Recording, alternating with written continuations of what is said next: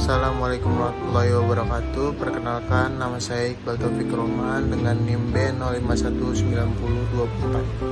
Dan saya Raja Muhammad Wildan Johan Siombing dengan NIM B05190049. Di sini saya akan menjelaskan tentang kontribusi Al-Quran terhadap perkembangan bahasa Arab. Selain punya peran sebagai sumber hukum primer dalam kajian keislaman, Al-Quran juga punya kontribusi yang penting dalam perkembangan bahasa Arab.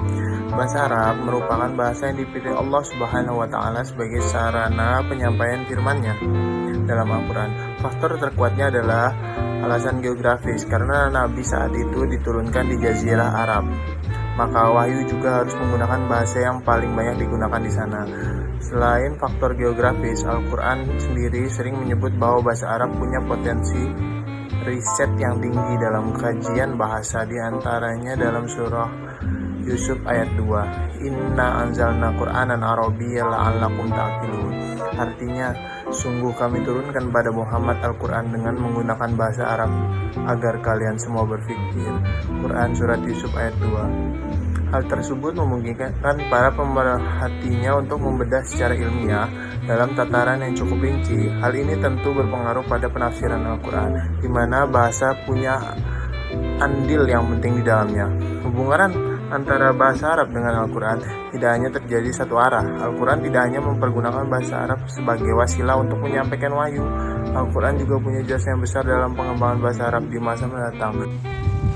Kemudian salah satu jasa terbesar Al-Quran adalah menjaga bahasa Arab dari potensi kemudahan.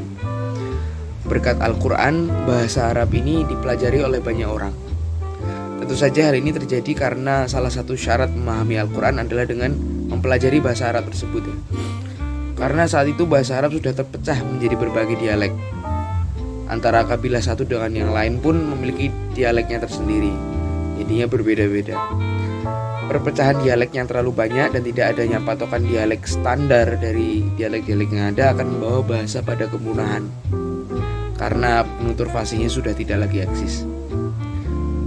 Salah satu tokoh fiqh al-lughah, Uril Baharudin, menyebutkan bahwa maka sungguh bahasa Arab bisa langgeng eksistensinya hingga saat ini dan hingga nanti sesuai kehendak Allah disebabkan penjagaan terhadap Al-Quran.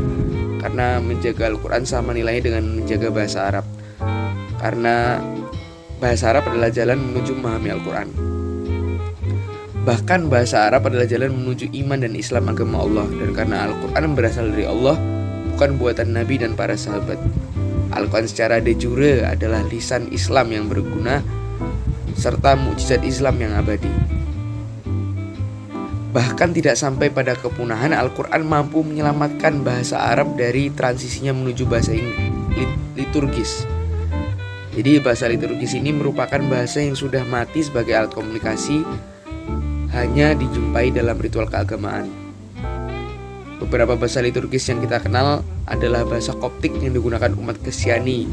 Jadi umat Kristiani dalam peribadatannya sebagai komunikasi masih menggunakan bahasa tersebut, tapi sudah mulai hilang. Serta bahasa Sanskerta yang masih tertulis dalam kitab suci Hindu-Buddha. Kemudian Al-Quran sebagai standarisasi dialek. Bahasa Arab pernah mengalami fase perbedaan lahjah yang cukup ekstrim. Pada masanya ada ratusan kabilah dengan dialek berbeda-beda. Perbedaan dialek ini berarti bahasa Arab tidak punya sistem standarisasi yang mampu mempersatukan antara kabilah-kabilah yang berbeda.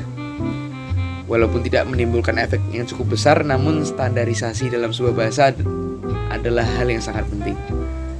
Tanpa adanya standarisasi ini, kita tidak akan pernah tahu mana bahasa resmi yang digunakan, mana bahasa slang atau bahasa keseharian yang bukan bahasa resmi.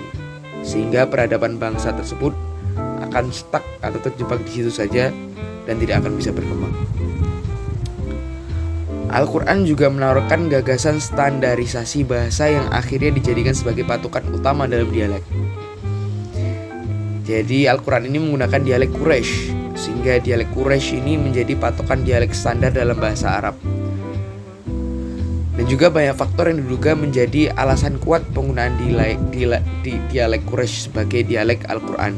Di antaranya adalah tingkat kesulitan yang cenderung kecil, jadi tidak terlalu sulit untuk dipelajari dan dipahami. Dan kemudian dari segi keindahannya juga dan kegamblangannya serta kondisi demografi objek dakwah yang kala itu kebanyakan hidup di lingkungan Quraisy.